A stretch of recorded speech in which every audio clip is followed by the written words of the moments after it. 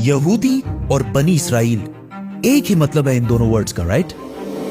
No, बल्कि ये एक बहुत बड़ी गलती है जो डेली हम सारे ही कर रहे हैं, क्योंकि यहूदी और बनी इसराइल इन दोनों वर्ड्स में बहुत बड़ा डिफरेंस है। आज से 4000 साल पहले इब्राहिम अलैहिस्सलाम फलस्तीन, जिसे उस जमाने में किनान कहा जाता था, इधर पहली बार आबाद हुए, जिधर इब्राहिम अलैहिस्सलाम के 2 बेटे हुए, इस्माइल और इसहाक। तौरात में अल्लाह ने इब्राहिम अलैहिस्सलाम के दोनों बेटों से वादा किया था कि मैं तुम दोनों को ग्रेट नेशंस, अजीम कौमें बनाऊंगा और तुम दोनों की औलाद बहुत ज्यादा नंबर्स में होगी। इस्माइल अलैहिस्सलाम फलस्तीन को छोड़कर अरब में मक्का में आबाद हुए, वी ऑल नो दैट। लेकिन इसहाक अलैहिस्सलाम अपने वालिद के साथ फलस्तीन में ही रहे। फिर इसहाक अलैहिस्सलाम के एक बेटे का नाम याकूब था, जिसे इसराइल के नाम से भी जाना जाता था। याकूब अलैहिस्सलाम के 12 बेटे थे और उन सारों के नाम ये थे। लेकिन याकूब अलैहिस्सलाम इन 12 बेटों में से सबसे ज्यादा मोहब्बत अपने बेटे यूसुफ अलैहिस्सलाम से करते थे, जिसकी वजह से बाकी भाई यूसुफ अलैहिस्सलाम से बहुत जेलस होते थे। फिर आगे जो हुआ वी ऑल नो दैट, और यूसुफ अलैहिस्सलाम मिस्र, इजिप्ट के वजीर आजम बने। और कुछ ही साल बाद हर तरफ कहत आने की वजह से यूसुफ अलैहिस्सलाम ने अपने 12 भाइयों को फलस्तीन से निकालकर अपने साथ इजिप्ट में आबाद कर दिया। आहिस्ता आहिस्ता याकूब अलैहिस्सलाम इसराइल के इन 12 बेटों की औलादें इजिप्ट के हर फील्ड में फ्लरिश होने लगी। बिजनेस, ट्रेड, एग्रीकल्चर, सब में बहुत ताकतवर और स्ट्रांग होने लगी। जिस तरह आज भी यहूदी जिस भी मुल्क में रहते हैं वहां की सबसे पावरफुल कम्युनिटी बन जाते हैं। इजिप्ट में बनी इसराइल की ताकत से घबराकर आहिस्ता आहिस्ता फिरौन ने इन पर जुल्म करना शुरू किया और आखिर सारे बनी इसराइल को अपना गुलाम बना दिया। लेकिन 400 साल बाद अल्लाह ने इन्हीं 12 कबीलों में से एक कबीले लेवी की औलाद में से एक को चुना, जिसका नाम था मूसा अलैहिस्सलाम, जिन्होंने बनी इसराइल के 12 कबीलों को फिरौन की गुलामी से आजाद कर दिया और उन सारों को अपने साथ फलस्तीन की तरफ ले गया। और अल्लाह के हुक्म से मूसा अलैहिस्सलाम ने बनी इसराइल से कहा कि फलस्तीन पर हमला करो। लेकिन बनी इसराइल ने जवाब दिया कि आप और आपका रब जाकर लड़ें, हम इनसे नहीं लड़ सकते। और ये इतनी सख्त बात उन्होंने इसलिए की क्योंकि मूसा अलैहिस्सलाम की फौज में उस वक्त जितने भी बनी इसराइल के लोग थे वो बचपन से ही फिरौन की गुलामी में बड़े हुए थे, जिसकी वजह से उनका जिस्म ही नहीं बल्कि उनकी सोच भी गुलामों जैसे बन गई थी।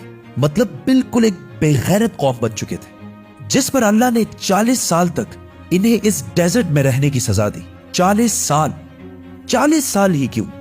क्योंकि इन 40 सालों में बनी इसराइल की पुरानी जनरेशन जो फिरौन की गुलामी की सोच में बड़ी हुई थी वो बिल्कुल खत्म हो गई और एक नई जनरेशन मूसा अलैहिस्सलाम की लीडरशिप में बिल्कुल आजाद सोच के साथ बड़ी हुई। और आखिर बनी इसराइल के इसी नई जनरेशन ने फलस्तीन और जेरूसलम को फतह कर लिया। पैगंबरों की ये सारी स्टोरीज बड़े बड़े बुक्स में हजारों सालों से पड़ी हुई है, लेकिन अब कौन जाके ये सारे बुक्स पढ़े, और वो भी टिकटॉक के इस फास्ट जमाने में, और स्पेशली बच्चे। तो for that house of books has the best solution, profit series.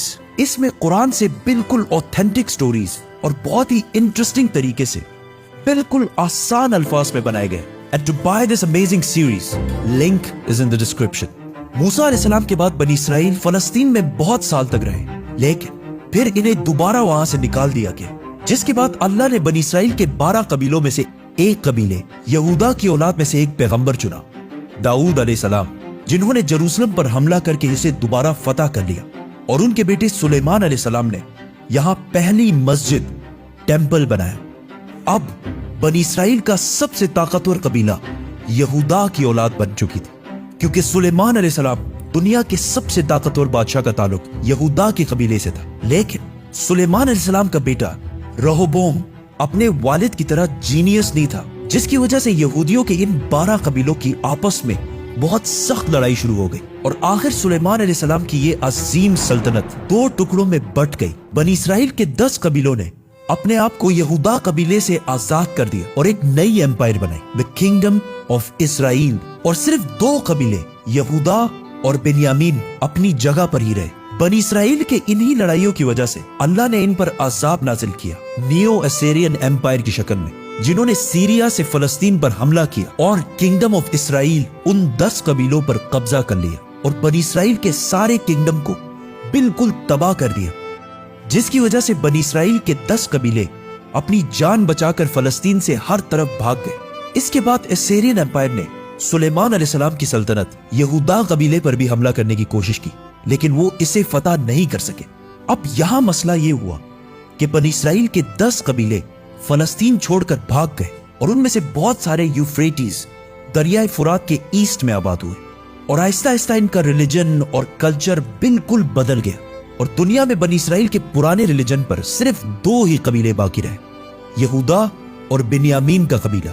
लेकिन इन पर हुकूमत यहूदा कबीले की थी, जिससे इन दोनों कबीलों का नाम यहूदा पड़ा और आज तक इसी यहूदा कबीले की वजह से हम इन सारों को यहूदी कहकर बुलाते हैं और इन्हें यहूदी ही बुलाना चाहिए, क्योंकि आज दुनिया में जितने भी यहूदी हैं, ये बनी इसराइल का सिर्फ एक छोटा सा हिस्सा है। सिर्फ 2 कबीलों की औलाद है, बाकी सारे 10 कबीले ये इलाका छोड़कर जा चुके हैं। अब थ्रू आउट द ईयर्स दुनिया में बहुत सारे कबीलों ने यह क्लेम किया कि उनका ताल्लुक बनी इसराइल के उन्हीं 10 कबीलों में से है जो गायब हो चुके हैं। लेकिन दुनिया में एक कौम ऐसी है जिसका क्लेम सबसे भारी है और जिसे बहुत सारे यहूदी भी बनी इसराइल का हिस्सा समझते हैं, पठान। आज से 400 साल पहले पहली बार मुगल सल्तनत के बादशाह जहांगीर के दौर में पहली दफा इस बात का जिक्र हुआ कि पश्तून कबीला असल में बनी इसराइल का हिस्सा है और यहूदियों के किताबों में भी लिखा है कि बनी इसराइल के 10 कबीलों में से बहुत सारे लोग दरियाए फुरात यूफ्रेटिस के ईस्ट में आबाद हुए और बहुत सारे यहूदी स्कॉलर्स ये भी मानते हैं कि पख्तून कबीलों का वे ऑफ लाइफ पुख्तूनवली बिल्कुल यहूदियों से मिलता जुलता है। लेकिन ये बात साइंटिफिकली प्रूवन नहीं है। इस पर एक पूरी वीडियो बनाएंगे, तो सब्सक्राइब। बनी इसराइल के 10 कबीले गायब होने के बाद सिर्फ 2 कबीले बाकी रहे और उनकी हुकूमत भी ज्यादा देर नहीं चली, क्योंकि फलस्तीन के पास इराक में एक बहुत बड़ी सल्तनत बन चुकी थी, जिसके बादशाह बख्त नसर ने फलस्तीन पर हमला करके यहूदियों को भी खत्म कर दिया और इन सारे इलाकों को भी तबाह कर दिया और यहां से सारे यहूदियों को गुलाम बनाकर अपने कैपिटल ले गया।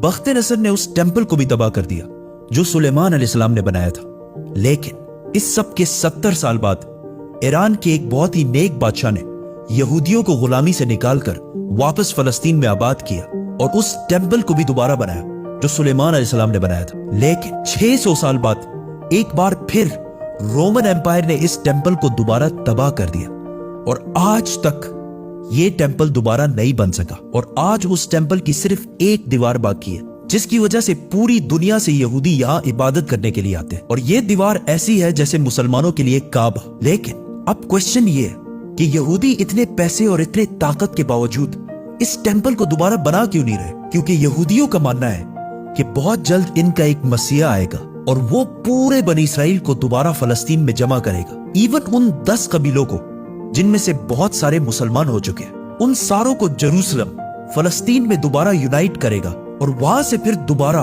एक यूनाइटेड किंगडम ऑफ इसराइल बनाएगा, बिल्कुल उस तरह जिस तरह सुलेमान अलैहिस्सलाम की हुकूमत थी। और उस टेंपल को तीसरी और आखिरी दफा बनाएगा जो पहले सुलेमान अलैहिस्सलाम और फिर साइरस द ग्रेट ने बनाया था। और इसीलिए आज इतने पैसे और ताकत होने के बावजूद यहूदी उस टेंपल को दोबारा नहीं बना रहे और उस मसाया और बनी इसराइल के 10 लॉस्ट कबीलों का पिछले 2000 साल से इंतजार कर रहे हैं। House of books, link in the description. Subscribe.